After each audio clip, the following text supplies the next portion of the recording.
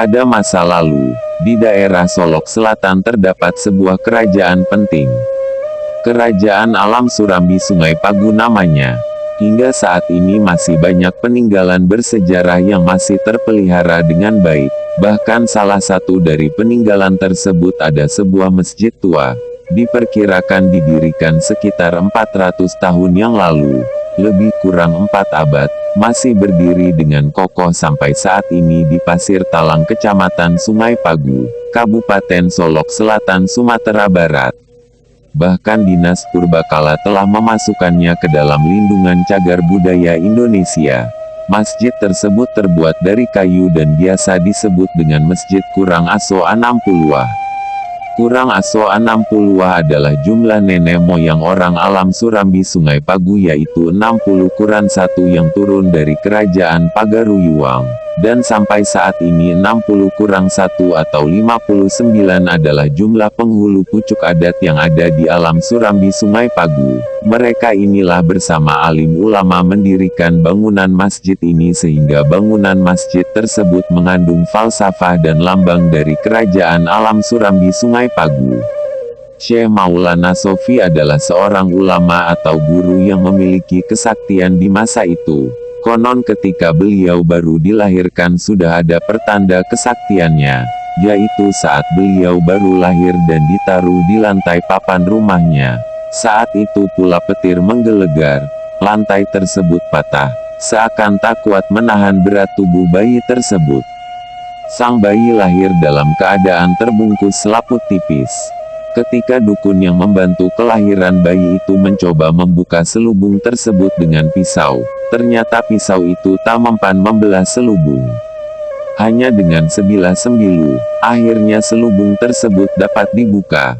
Lain lagi cerita tentang beliau berangkat ke Mekah memadamkan api saat terjadi kebakaran di Tanah Suci. Kejadiannya sangat cepat dan unik. Waktu itu hari Jumat, dan merupakan salah satu sunnah Rasul untuk bercukur dan merapikan rambut sebelum waktu sholat Jumat datang, seperti merapikan rambut, jenggot, kuku, kumis dan membersihkan diri serta berwangi-wangi seperti dianjurkan oleh Nabi Muhammad. Syekh datang ke tukang cukur langganan beliau di sekitar masjid kecil, dan bertepatan pula di dekat masjid itu ada pasar yang ada hanya di setiap hari Jumat, maka disebut pula dengan Balai Jumat di Pasir Talang. Beliau duduk pada bangku kayu yang disediakan. Tukang cukur mempersiapkan peralatan cukur untuk memulai pekerjaannya. Dengan hati-hati tukang cukur memulai pekerjaannya, merapikan rambut seorang syekh yang terkenal di Alam Surambi Sungai Pagu. Syekh Maulana Sofi duduk dengan tenang. Matanya terlelap. Selagi tukang cukur asyik bekerja, tiba-tiba saja Syekh Maulana Sofi kaget, dan terbangun dari duduknya. Tukang cukur pun tak kalah terkejutnya. Entah apa yang terjadi. Apa dia melakukan kesalahan sehingga Syekh Maulana berdiri dari duduknya dengan tiba-tiba? Tunggu sebentar, kata Syekh Maulana Sofi. Saya ada keperluan penting. Nanti saja kita lanjutkan mencukurnya. Tukang cukur bengong. Padahal baru separuh rambut Syekh terpotong dan sebelah lagi masih terurai. Ulama itu dengan cepat berdiri dari bangku. Beliau berjalan dengan tergesa-gesa. Tukang cukur hanya termangu dan tak mampu berbuat apa-apa. Terlihat dengan jelas bahwa rambut sebelah kanan yang sudah dipotong sedangkan yang sebelah kirinya masih panjang seperti sebelumnya.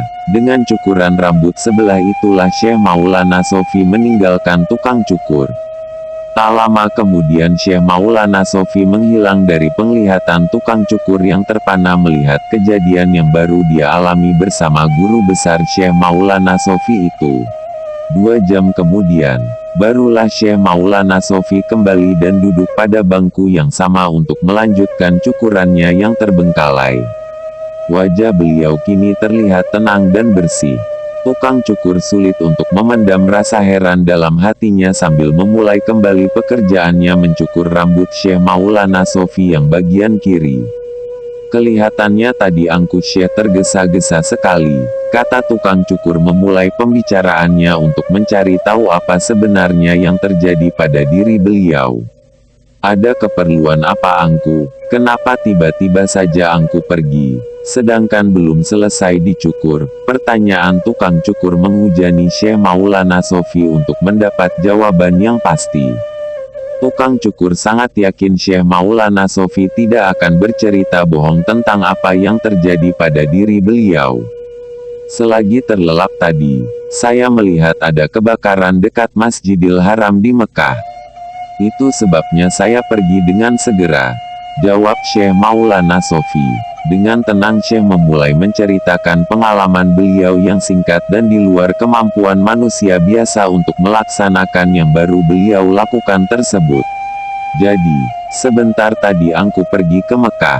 Tanya tukang cukur makin heran. Ya, saya berusaha membantu memadamkan api tersebut, agar jangan sampai Masjidil Haram ikut terbakar. Mendengar jawaban tersebut, tukang cukur hanya terdiam. Bagaimana mungkin dalam waktu 2 jam beliau pulang pergi ke Mekah untuk membantu memadamkan api yang sedang menyala mengancam terbakarnya Masjidil Haram? Padahal jarak antara Alam Surambi Sungai Pagu dengan Masjidil Haram ribuan kilometer.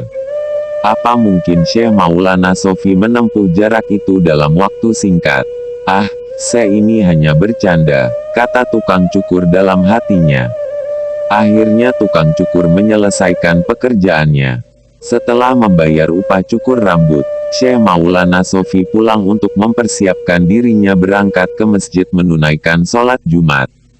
Sepeninggal Syekh Maulana Shofie, tukang cukur menceritakan hal yang dia alami tadi kepada seorang pelanggan yang bercukur setelah Syekh Maulana Shofie. Pelanggan itu hanya tertawa mendengar hal itu. Mana mungkin orang bolak-balik ke Mekah dalam waktu 2 jam, itu pastilah cerita dan angan-angan orang tua itu saja palsu. Komentar pelanggan tersebut. Tapi Sultan, Syekh Maulana Shofie bercerita sungguh-sungguh. Bahkan beliau menceritakan bagaimana situasi kebakaran di kota Mekah pada saat beliau sampai di sana. Bela tukang cukur, beliau tak mungkin berbohong, lanjutnya menegaskan. Beliau memang seorang ulama, tetapi kalau ceritanya seperti itu jelas itu cerita bohong, tidak masuk akal. Bantah pelanggannya meyakinkan tukang cukur. Ah, sudahlah cukur dulu rambutku ini, sudah hampir datang waktunya sholat Jumat. Seru pelanggan kepada tukang cukur. Tak usah Pak Usu pikirkan hal yang tidak masuk akal itu. Sembari membetulkan posisi duduknya di bangku kayu bekas Syekh Maulana Shofie tadi pagi. Tukang cukur memilih diam, tak mau berdebat dengan pelanggannya.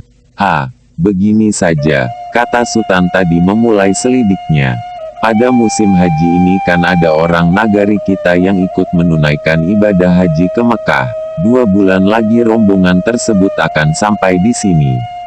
Kita tanya saja mereka apakah benar ada kebakaran di dekat Masjidil Haram. Iya, itu usul yang bagus Sultan, balas tukang cukur, sambil bekerja mencukur rambut pelanggan yang dia panggil Sultan tadi. Dari jawaban mereka kita akan tahu, apakah Syekh Maulana Shofie bohong atau tidak. Lanjut Sultan dengan yakin. Pada saat itu memang bertepatan dengan musim haji, bulan Zulhijjah. Umat Islam menunaikan ibadah haji bagi yang mempunyai kemampuan baik jasmani, rohani dan finansial yang berkecukupan. Pada waktu itu kota Mekah lagi sangat ramai dikunjungi jamaah dari segala penjuru dunia untuk memenuhi panggilan Nabi Allah Ibrahim. Dengan cepat cerita Syekh Maulana Shofie tentang pergi ke Mekah memadamkan kebakaran di dekat Masjidil Haram itu menyebar dari mulut ke mulut dalam masyarakat Alam Surambi Sungai Pagu.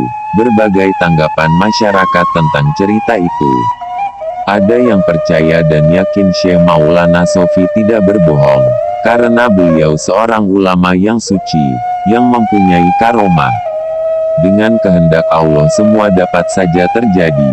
Ada pula yang tidak yakin dan tidak percaya. Ada yang beranggapan dengan bercerita seperti itu maka masyarakat akan mengagumi Syekh Maulana Shofie atas kehebatannya. Demikian pro kontra yang terjadi dalam masyarakat di masa itu.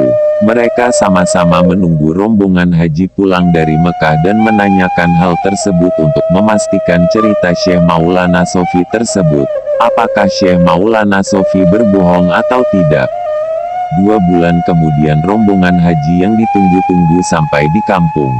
Mereka menyambut dengan meriah. Masyarakat bersyukur atas keselamatan keluarga mereka dalam perjalanan pergi dan pulang dari Mekah untuk menunaikan ibadah haji sebagai rukun Islam yang kelima. Beberapa hari setelah rombongan tersebut sampai, masyarakat bergerombolan datang ke rumah salah seorang datuk, yang juga ikut bersama rombongan tersebut bergelar Datuk Kayu. Setelah bercerita dan basa-basi sejenak, salah seorang dari masyarakat memulai menanyakan pengalaman beliau dalam perjalanan ke Mekah yang baru berlalu. Dan ada pula yang menanyakan kesehatan dan keamanan dalam perjalanan. Tiba-tiba berbicara seorang dari mereka dengan lantang bertanya kepada Angku Datuk Kayu. Angku Datua, apa pengalaman yang paling berkesan dalam perjalanan Angku saat menunaikan ibadah haji ini? Kata si Sultan memancing untuk memulai pertanyaannya. Pengalaman yang paling mengesankan adalah ketika saya menyaksikan kebakaran di dekat Masjidil Haram. Kata Angku Datuk Kayu, kebakaran sangat hebat, sehingga kain penutup Ka'bah yang disebut kiswah itu ikut pula terbakar. Orang banyak menjadi panik dan berlarian ke sana sini tak tentu arah, berusaha mencari air untuk menanggulangi kebakaran tersebut. Untunglah dalam keadaan seperti itu datang seorang tua bersorban. Orang tua itu datang sambil membuka kain sorban di kepalanya, lalu mengibas-ngibaskan kain sorban tersebut ke arah nyala api itu. Tak lama kemudian api tersebut padam. Dengan menyungkupkan sorbannya itu ke Ka'bah, dengan tertutupnya Ka'bah dengan sorban itu maka api tiba-tiba padam. Apakah Angku memperhatikan orang yang memadamkan api itu? Tanya si Sultan makin penasaran. Ya, saya merasa pernah mengenal orang tua itu. Beliau datang dengan pakaian biasa, tidak berpakaian ihram layaknya orang sedang berhaji. Ketika dia membuka sorban di kepalanya, saya melihat rambut di kepalanya sebelah kanan pendek, seperti baru saja dicukur, sedangkan yang sebelah lagi masih utuh. Jawab Angku Datuk Kayu. Mendengar cerita Angku Datuk Kayu tadi, barulah si Sultan dan kawan-kawan tadi percaya dan yakin apa yang dialami oleh Angku Syekh Maulana Shofie. Beliau memang orang yang sakti, komentar mereka sambil pulang ke rumah masing-masing, dengan membawa sedikit buah kurma dan segelas air zam-zam, pertanda orang baru pulang dari naik haji. Padahal Angku Datuk Kayu baru saja sampai di kampungnya, dan tidak tahu menahu tentang gosip yang terjadi pada Syekh Maulana Shofie akhir-akhir ini. Semenjak itu masyarakat Alam Surambi Sungai Pagu semakin meyakini ajaran Islam yang disiarkan oleh Angku Syekh Maulana Shofie. Masyarakat semakin banyak mengikuti dakwah yang diajarkan oleh ulama terpandang itu. Pengikut Angku Syekh Maulana Shofie dengan cepat menyebar ke segala pelosok nagari, bahkan sampai ke rantau Bandanan Sapuluwah di daerah pesisir pantai barat Sumatera, yang kini disebut Kabupaten Pesisir Selatan. Seiring dengan makin berkembangnya pengikut Angku Syekh Maulana Shofie, maka mereka merasakan membutuhkan tempat berkumpul yang lebih besar. Dalam suatu pertemuan dengan Ninik Mamak pemangku adat di Alam Surambi Sungai Pagu, beliau mengusulkan untuk mendirikan sebuah masjid. Jamaah kita sudah membutuhkan yang namanya masjid, untuk lebih khusyuk beribadah kepada Allah. Di samping itu juga digunakan untuk musyawarah, dan belajar bagi anak kemanakan kita. Kata Angku Syekh Maulana Shofie kepada pemuka masyarakat yang hadir pada waktu itu. Dengan serempak masyarakat pada waktu itu menyetujui usulan beliau. Masyarakat juga sepakat bahwa pendirian masjid tersebut sebagai penghormatan kepada nenek moyang orang Alam Surambi Sungai Pagu. Maka nama masjid itu disepakati dengan nama kurang aso 60-wah, yaitu jumlah nenek moyang mereka yang turun dari Pagaruyung sejumlah 60 orang. Dan meninggal 1 orang dalam perjalanan menuju Lakuak Banda Lakun. sebelum bernama Alam Surambi Sungai Pagu. Sampai saat ini jumlah penghulu pucuk pemangku adat di Alam Surambi Sungai Pagu berjumlah 59 orang. Dengan mengeluarkan titahnya, daulat yang dipertuan Tuanku Rajo Disambah, Raja Alam Surambi Sungai Pagu pada saat itu, menitahkan anak kemenakannya untuk bergotong royong mendirikan masjid yang megah di Kampuang Dalam, sekitar areal Istana Kerajaan Alam Surambi Sungai Pagu, yang dikelilingi oleh rumah-rumah gadang para petugas istana. Bangunan masjid ini berdekatan dengan balai-balai adat di Kampuang Dalam Pasir Talang. Selesai musyawarah, disusunlah rencana persiapan untuk pengerjaan masjid tersebut. Secara bergotong royong masyarakat mengumpulkan bahan-bahan yang diperlukan untuk bangunan masjid tersebut. Pertama-tama, mereka mencari kayu yang dibutuhkan untuk tonggak-tonggak masjid, yang dibutuhkan 59 batang tonggak yang menggambarkan jumlah nenek moyang mereka. Kemudian kayu-kayu lainnya seperti jariau, kasau, papan untuk dinding dan lantai, jendela, pintu dan lain-lainnya. Demikianlah dengan cara bergotong royong mulailah disusun sandi tempat berdirinya tonggak-tonggak tersebut. Pertama didirikan tonggak-tonggak keliling di bagian luar, kemudian tonggak-tonggak keliling bagian dalam, didirikan secara bersama-sama, bergotong royong. Namun untuk tonggak yang di tengah tidak ada yang sanggup untuk mendirikannya, yang panjangnya mencapai kurang lebih 13 meter. Konon sebagian menceritakan tonggak yang satu ini agak istimewa keberadaannya, yang mereka sebut dengan tonggak macu. Beliau melihatkan kesaktiannya lagi, setelah semua material kayu untuk pembangunan sudah berada di lokasi. Tonggak macu tersebut belum ada, sedangkan kayu tidak ada yang sepanjang itu. Maka beliau kumpulkanlah potongan kayu, dan menyusunnya seperti tonggak panjang, lalu beliau tutupnya dengan kain. Khusus dalam mendirikan tonggak macu ini, Syekh Maulana Sofi bekerja sendirian. Beliau melakukan semacam sholat sunat dan membaca doa kepada Allah, dan sambil mendekati tonggak macu tersebut beliau menggerakkan jari jemarinya. Dengan perlahan tonggak macu tersebut berdiri mengikuti gerak tangan sang ulama itu.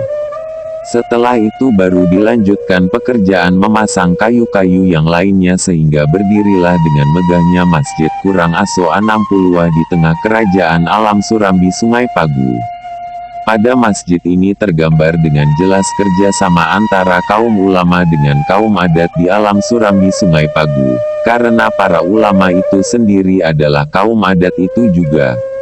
Lain halnya di daerah Minangkabau lainnya. Masjid didirikan oleh kaum agama, sedangkan kaum adat tidak ikut serta di dalamnya. Maka dengan mudah penjajah Belanda untuk mengadu domba kaum adat dengan kaum agama, dan akhirnya keluarlah kesepakatan di Bukit Marapalam yang dikenal dengan falsafah adat Minangkabau, yaitu adat Basandi Sarak, Sarak Basandi Kitabulah.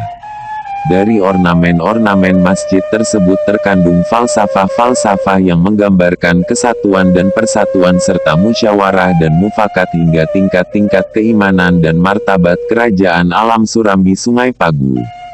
Pada suatu kali tonggak macu ini bergetar dengan hebat, sehingga berhamburan orang yang sedang beribadah di dalamnya keluar karena ketakutan, disangka terjadi gempa. Sedangkan dinding dan tiang yang lain tidak terjadi apa-apa. Setelah hal itu terjadi beberapa kali, akhirnya orang tahu bahwa tonggak macu akan bergetar hebat bila salah seorang dari jamaahnya berlaku tidak sopan, berkata-kata jorok atau bercanda dengan mendekatkan empu kaki ke tonggak macu tersebut. Sebagaimana di tempat ibadah lainnya semua orang haruslah berlaku dengan sopan santun, apalagi di rumah Allah yang disebut dengan masjid, musola, langgar, surau dan lain-lain. Bagi masyarakat sekitar, tonggak macu tersebut dikeramatkan pula. Bila seseorang memeluk tonggak macu itu dengan merentangkan tangan mengelilingi tonggak tersebut, ujung tangan dapat menyentuh ujung tangan yang lain, itu dipertandakan akan tercapai apa yang dicita-citakan.